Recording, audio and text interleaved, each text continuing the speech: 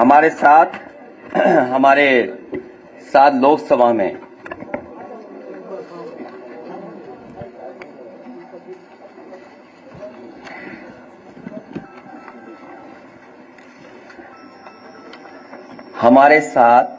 लोकसभा में सांसद राजीव राय जी और हमारे साथ जो बैठे हैं पार्टी के सभी वरिष्ठ नेता,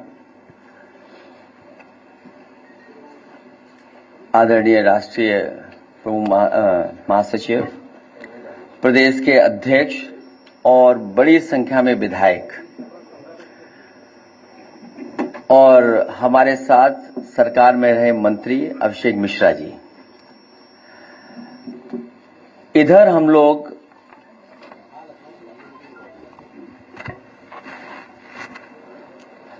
एक कार्यक्रम शुरू करने जा रहे हैं और पहला कार्यक्रम जो हम लोग करने जा रहे हैं वो बेंगलोर में होगा। विजन इंडिया को लेकर के, न्यू इंडिया के कार्यक्रम को लेकर के जगह जगह हम लोग जाकर के कार्यक्रम करेंगे और विजन इंडिया का जो मकसद है,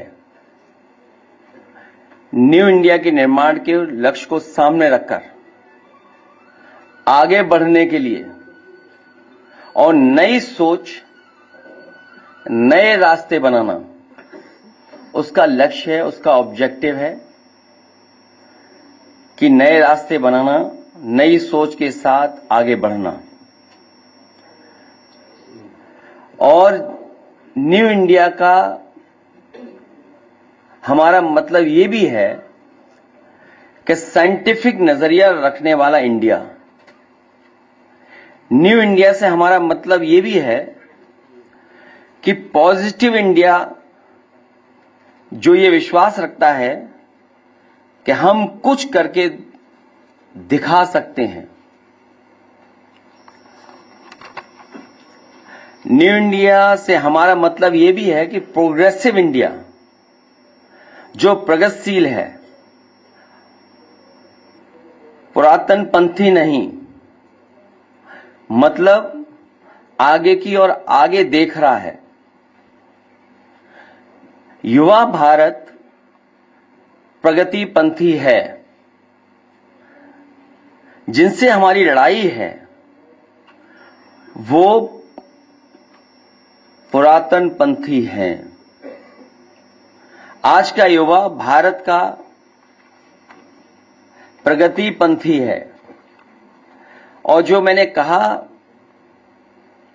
कि हमारा भारत और हमारी सोच डिवीजन वाली नहीं है। डिवीजन वालों से लड़ने के लिए विजन चाहिए और न्यू विजन इंडिया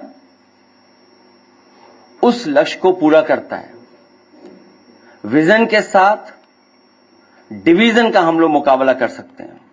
डिवीजन की नेगेटिव सोच है, उसका मुकाबला विजन से कर रहे हैं। और विजन एक पॉजिटिव सोच है। और इसलिए भी क्योंकि आज का युवा जो नई पीढ़ी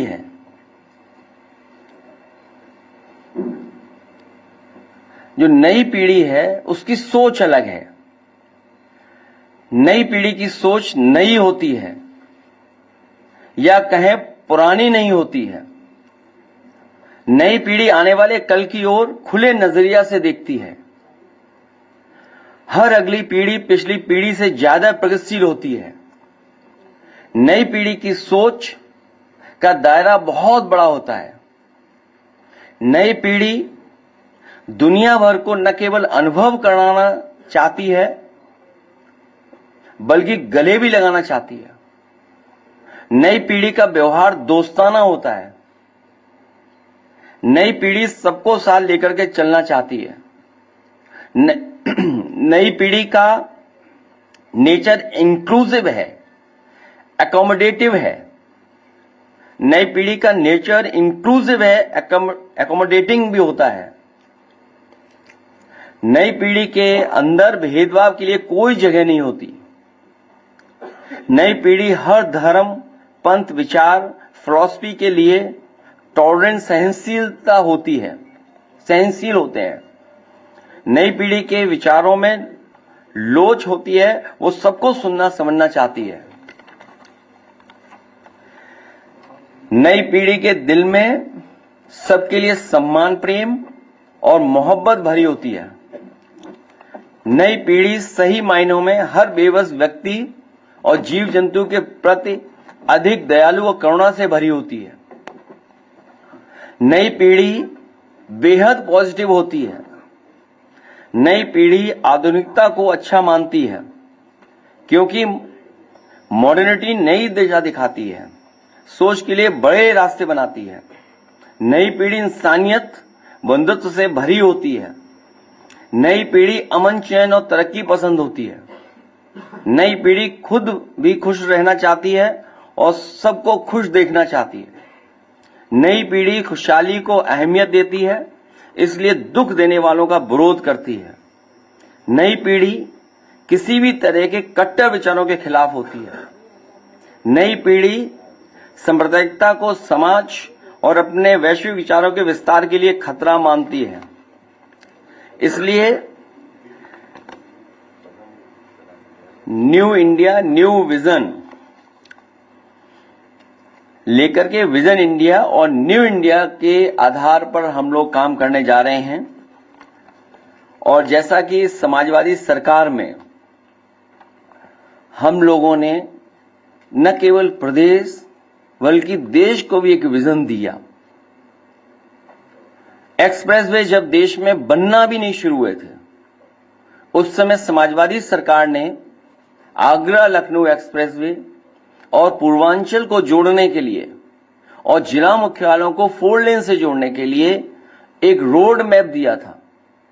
और आज हमें खुशी इस बात की कि आगरा लखनऊ एक्सप्रेसवे जो विजन दिया था, उस विजन के साथ साथ बहुत सारे हाईवे अब लगातार देश में बन रहे हैं।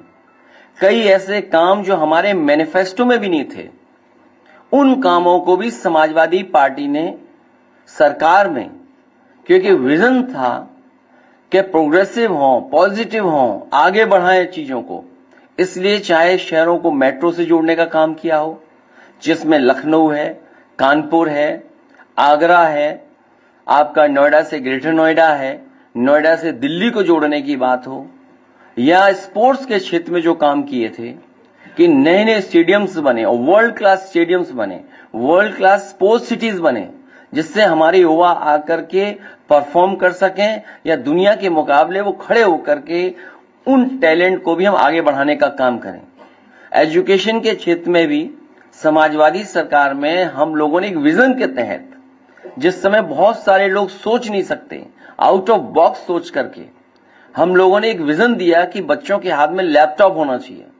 और लैपटॉप वो उदाहरण बना जिसमें न जाने कितने बच्चों को आगे पढ़ने का, आगे नौकरी रोजगार पाने का, दुनिया से जुड़ने का, और हमारे साथ जो नई टेक्नोलॉजी आई उसने युवाओं को एक नई सोच देने का काम दिया।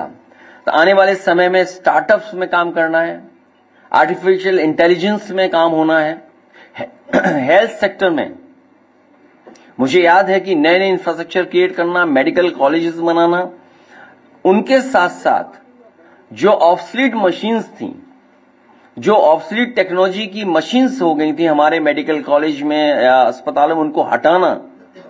और जिस तरह प्रदेश में बड़े पैमाने पे कैंसर जैसी बीमारी हो रही थी, उसके लिए एक रिसर्च इंस्टीट्यूट बनाना और कैंसर इंस्टीट्यूट को बनाना, वो एक उदाहरण है। ऑरेंज इकोनॉमी पे काम करना है, ग्रीन एंड रिन्यूएबल एनर्जी पे काम करना है। उस समय सोलर पॉलिसी ला करके बड़े पैमाने पर उत्तर प्रदेश में सोलर एनर्जी में इन्वेस्टमेंट लाने का काम किया था। जो लोहिया आवास और गरीबों को आवास उपलब्ध हो रहे थे, उनमें एलईडी बल्ब देने का काम शुरू हुआ था। और मुझे याद है कि उत्तर प्रदेश में 50 लाख के लगभग एलईडी बल्ब बांटे गए थे, जिसकी शुरुआत मैंने खुद सोनभद्र में जाकर के की।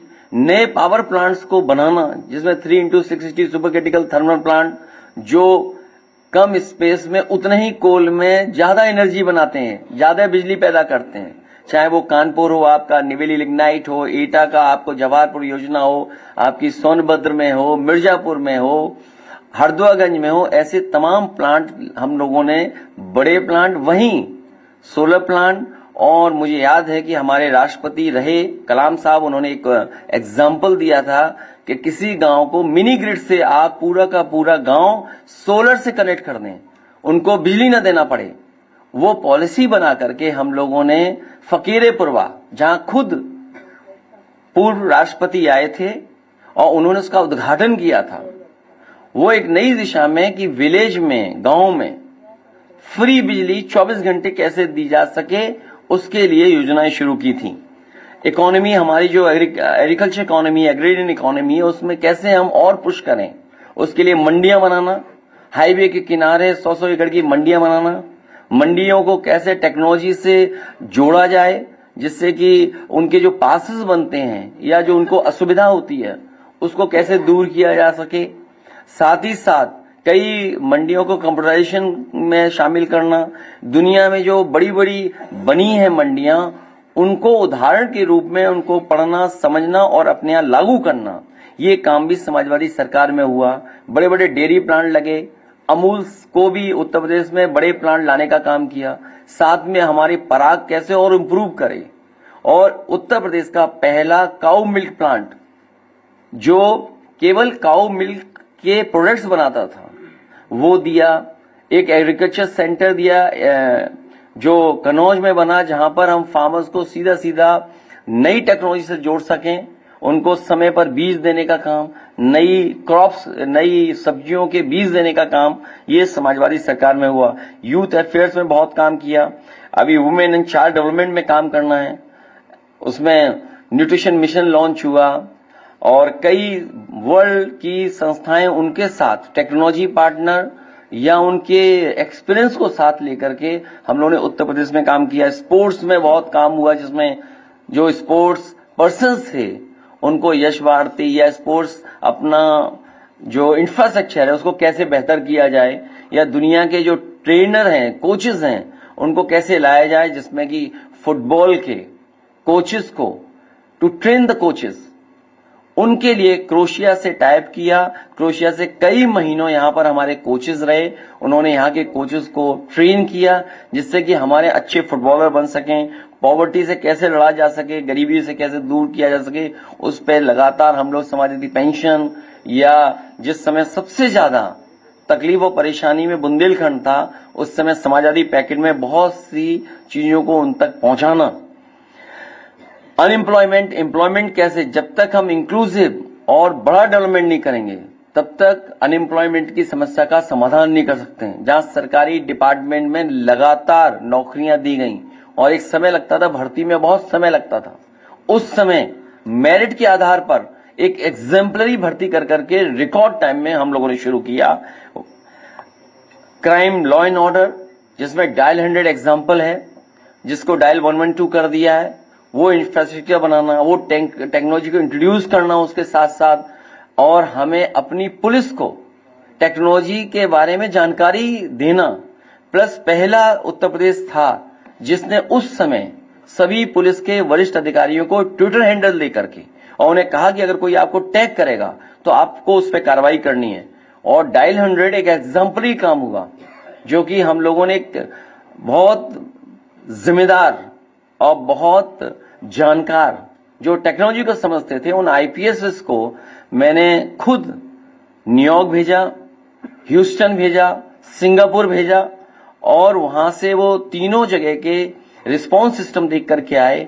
फिर यहां पर हर लेवल पे अधिकारी से बात की, SO level, CO level, deputy SSP level, DIG, IG और ऊपर तक, कि उनके सामने क्या क्या प्रॉब्लम्स आती हैं, उन सबको रेक्टिफाई कर करके एक सॉल्यूशन दिया रिस्पांस सिस्टम डायल 100, जो एक देश को एग्जाम्पलरी बना और एक हेडक्वार्टर के अंदर सबको बैठाना और जनता को राहत देने का काम किया।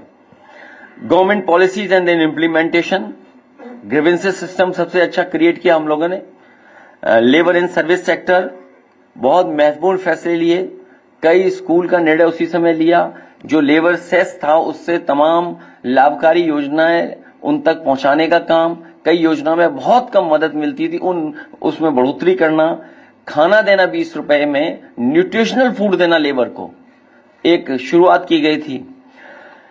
Industry, e commerce and local traders, क्योंकि इधर टेक्नोलॉजी का बहुत इंट्रोडक्शन हो गया है, तो ई कॉमर्स, उस पे उस समय भी फेसबुक या और किस तरीके से उन लोगों को मदद किया जा सके वो काम करने का काम हुआ था। बैंकिंग सिस्टम को कैसे इंप्रूव करें, बैंकिंग सिस्टम एक्सेसिबल हो। ऊपर से तो कह दिया कि ये अकाउंट खोलेंगे, ये अकाउंट का नाम होगा ये, लेकिन मुझे खुशी इस बात की कि जिस समय उस समय के जो फाइनेंस मिनिस्टर थे उनके सामने जो प्रपोजल रखा और कहा कि हम 3000 बैंक की ब्रांचेस उत्तर प्रदेश में खोलना चाहते हैं, तो जब 3000 का प्रपोजल रखा तो वो शॉक में चले गए कि 3000 ब्रांचेस कैसे खुलेंगी। उन्होंने कहा कि इसकी 10% पहले खोल के दिखाओ। तो मुझे खुशी इस बात की कि रिकॉर्ड टाइम में 300 ब्रांचेस एक साथ खोलने का काम पूरे देश में अगर किसी ने किया था तो उस समय समाजवादी सरकार, और उस समय जितनी भी ब्रांचेस बैंक की खुली थी उनके बैंक के हेड प्लस फाइनेंस मिनिस्टर ने आकर के हम लोगों ने ताज में उसका उद्घाटन किया था, और उसका परिणाम यह हुआ कि 3000 लगभग 3000 ब्रांचेस उत्तर प्रदेश में खुली गई थी। विलेज इकोनॉमी कैसे इंप्रूव करें, माइग्रेशन ना हो, उस दिशा में हम लोग काम करेंगे। इन तमाम चीजों को लेकर के विजन इंडिया का कार्यक्रम हम लोग शुरू करने जा रहे हैं कि न्यू इंडिया कैसे हो। हमारी पॉलिटिक्स डिवीजन की नहीं है, विजन की पॉलिटिक्स है। उनकी डिवीजन की पॉलिटिक्स है, उसका जवाब पॉजिटिव प्रोग्रेसिव विजन की पॉलिटिक्स होगी।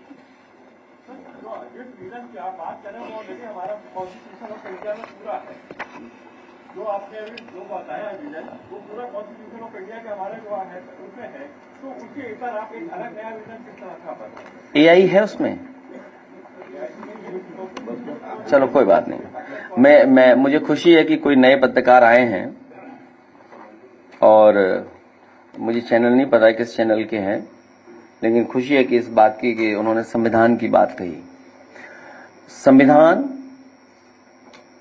सेकुलरिज्म, सोशलिज्म, इन विषय पे हमें लगातार काम करना पड़ेगा, और जब हमारा संविधान बचेगा तो लोकतंत्र बचेगा। इसीलिए कहा कि एक विजन लेकर के जा रहे हैं। नई पीढ़ी के लोग हैं, वो इंक्लूसिव हैं, वो ग्रोथ पसंद करते हैं, पॉजिटिविटी है उनके अंदर, वो सबको साथ लेकर के चलना चाहते हैं। इसीलिए न्यू NEO, क्योंकि जब टेक्नोलॉजी को इंट्रोड्यूस करते हैं हम लोग, ये वर्ड भी काफी इस्तेमाल हो रहा है, नई पीढ़ी के लोग इस्तेमाल कर रहे हैं। Yes, new and new.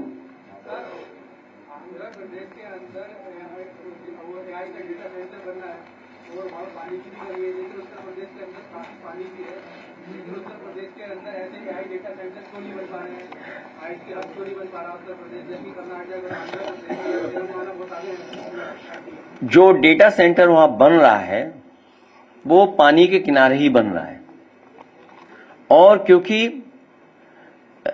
Technical जो चीजें सूट करती हैं वो भी एक कारण है।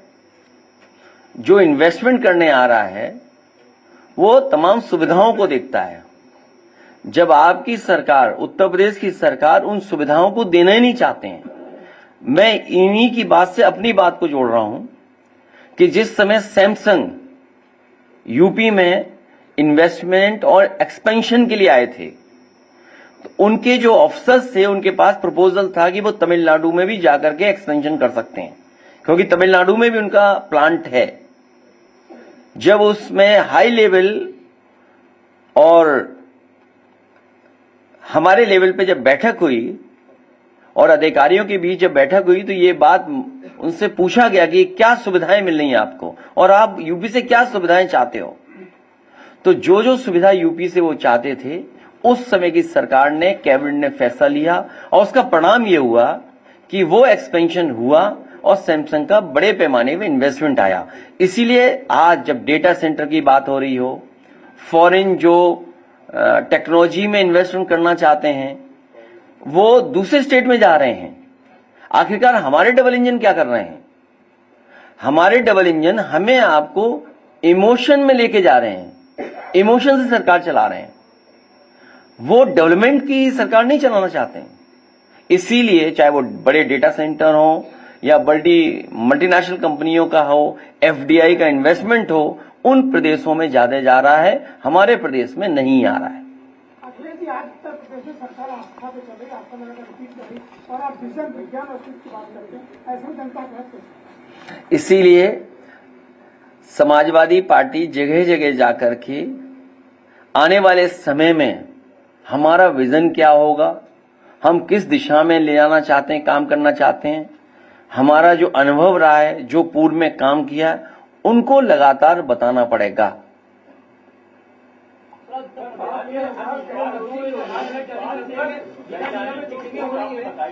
वो कैसे, मतलब कैसे लोग आएंगे?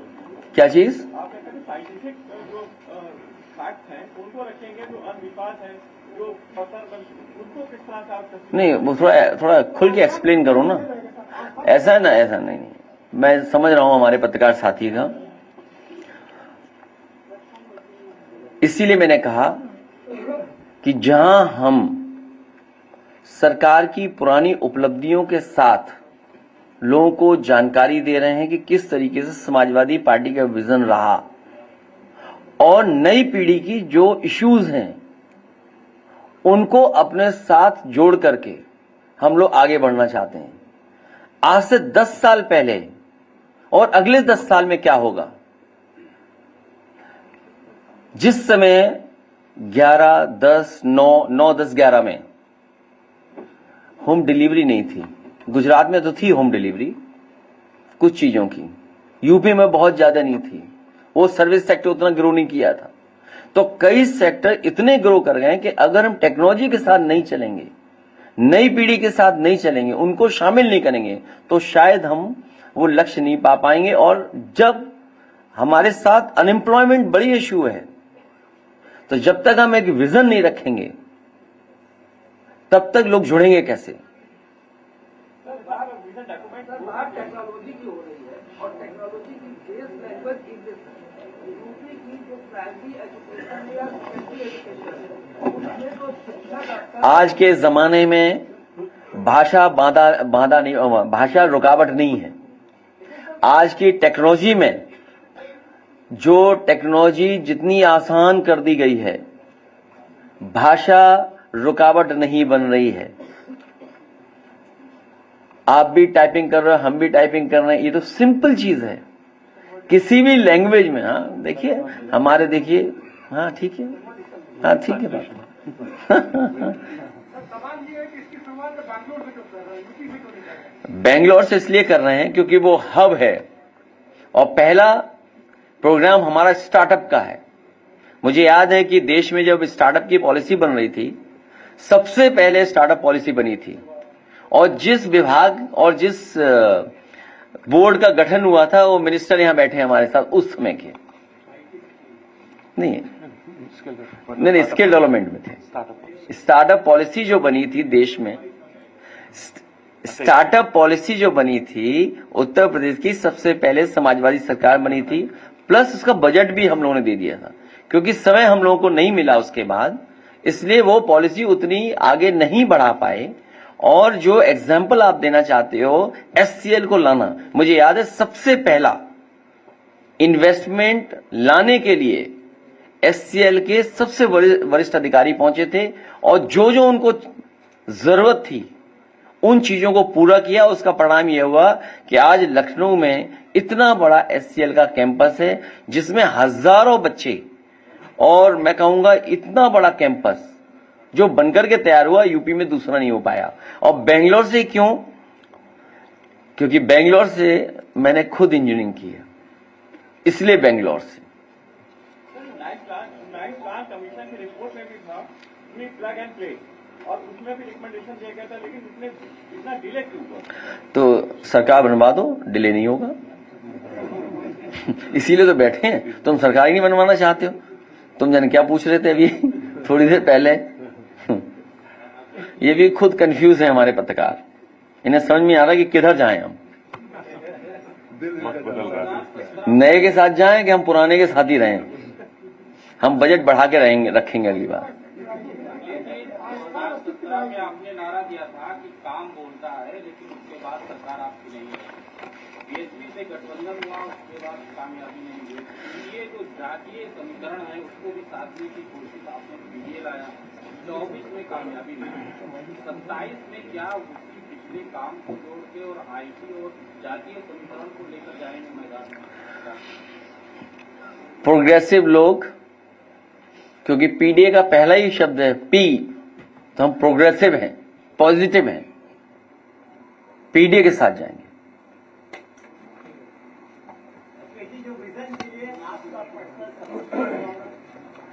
हम हर कार्यक्रम में होंगे और हमारे साथ हर जगह हमारी पार्टी के लोग साथ रहेंगे, जिसमें कि इस बार के स्टार्टअप प्रोग्राम में अभिषेक जी और राजीव राय और हमारे और एक्सपर्ट उनको साथ लेकर के काम करें।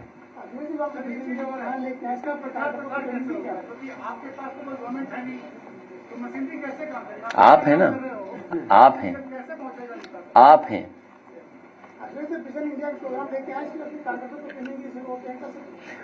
वो इसके बाद की बात है। हम अपने कार्यकर्ताओं को ट्रेनिंग दे रहे हैं सरकार बनाने के लिए, एसआईआर में अपना वोट बढ़ाने के लिए, और जो हमारे और जो लीडर्स हैं वो इस काम पर भी हैं।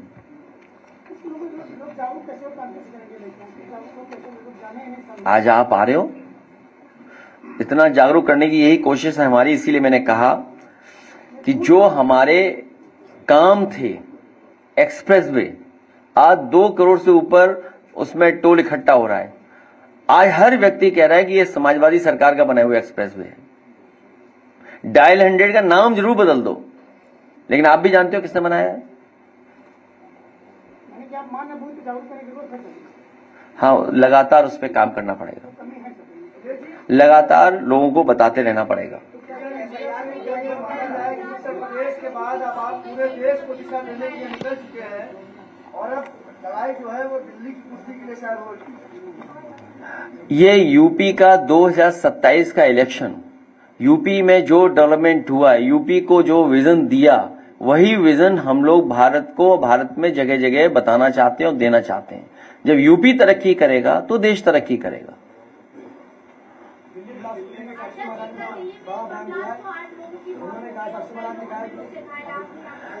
क्योंकि देश के प्रधानमंत्री जी ने ये कहा है कि षड्यंत्र और जो भी उसके पीछे हैं उसका पर्दाफाश होगा और उसके खिलाफ कड़ी से कड़ी कार्रवाई होगी। तो जब देश के प्रधानमंत्री जी ने बोल दिया है तो हमें पूरा भरोसा है कि प्रधानमंत्री जी वो खुलासा करेंगे, सरकार खुलासा करेगी कि इसके पीछे कौन था, किसकी वजह से इतनी बड़ी घटना हो गई, वो भी राजधानी में, और उस जगह जो हमारा प्रतीक है, जहां से हम आजादी के और हमारे देश के प्रधानमंत्री होकर के देश को संदेश देते हैं। ऐसी आजादी के प्रतीक की जगह पर इतनी बड़ी घटना होना निंदनीय है।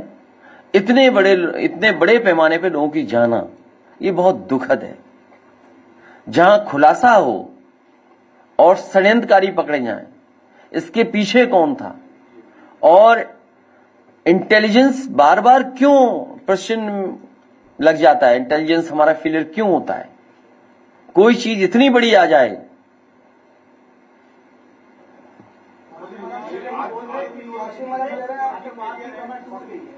हाँ?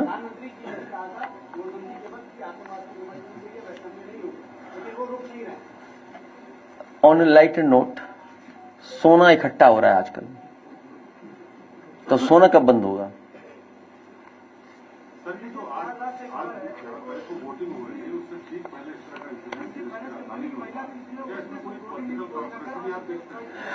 क्योंकि हमें आपको एक चुने हुए प्रधानमंत्री जी पे भरोसा करना पड़ेगा, जिन्होंने ये कहा कि जो भी षड्यंत्रकारी है उनका खुलासा होगा, जिन्होंने ये घटना की है उस पर कठोर कार्रवाई होगी। पूरा देश ये चाहता है कि आतंकवाद खत्म हो, इस तरह की घटनाएं भविष्य में ना हो, और जितनी भी एजेंसीज हैं जो काम कर रही हैं, हमें उन पे भी भरोसा करना पड़ेगा। वहीं हमें ये भी सोचना होगा कि आखिरकार फेलियर कहां है जो ऐसी घटनाएं हो रही हैं, किसकी वजह से घटनाएं हो रही हैं। जब लगातार सरकार एक ही चल रही है, एक ही पार्टी की सरकार चल रही है। जवाहरलाल नेहरू स्टेडियम में स्पोर्ट सिटी बनाने की तैयारी चल रही है। स्पोर्ट सिटी बनाना ठीक है, लेकिन दूसरी जगह बनाया जा सकता था और स्टेडियम भी बना रहना चाहिए था।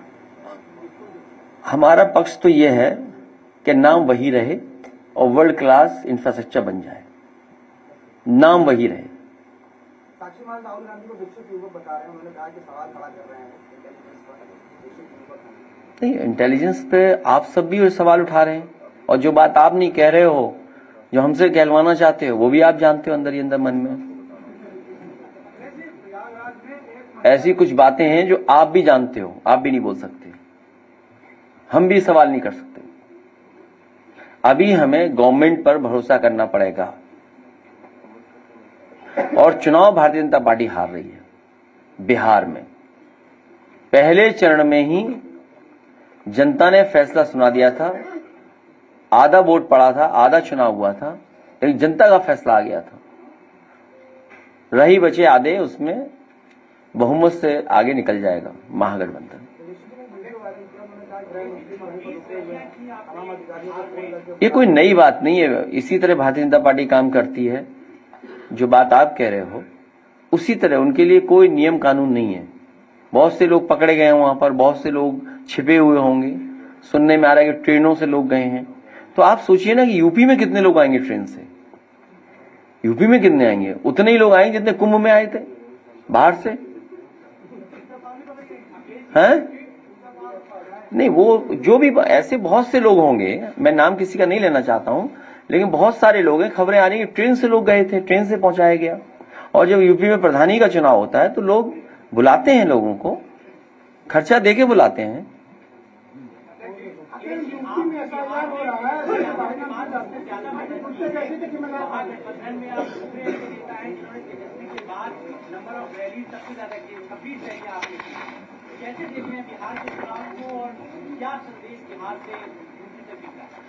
हम किसी भी तरह के डिवीजन के खिलाफ हैं, इसलिए विजन लेकर के आए हैं, इंडिया का विजन।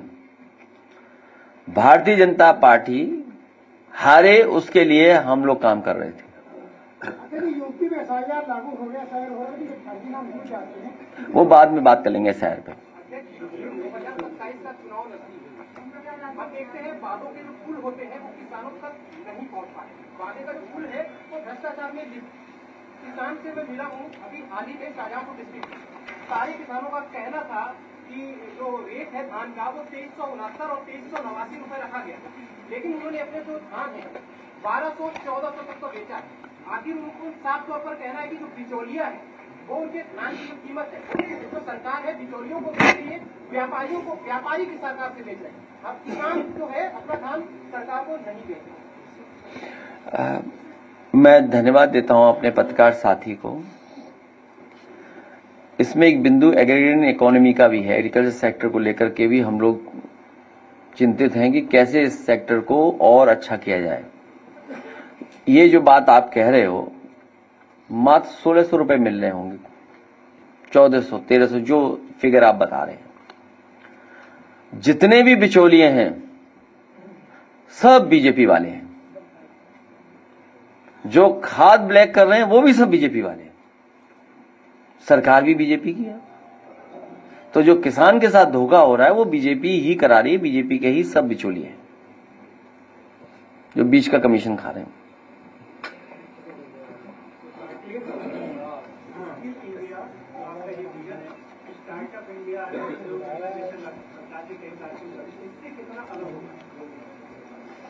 इससे बहुत अलग होगा।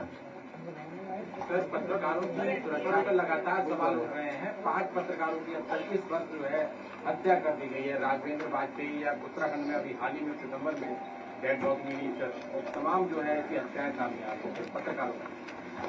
पत्रकार साथियों से भी हमारा निवेदन है कि अपनी साख बनाए रखने के लिए भी आपको काम करना होगा।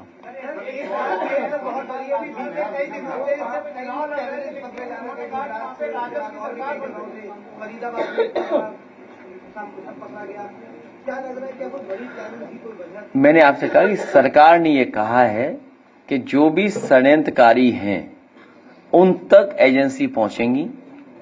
जिन्होंने इतनी बड़ी घटना की है उनको कठोर कार्रवाई की जाएगी।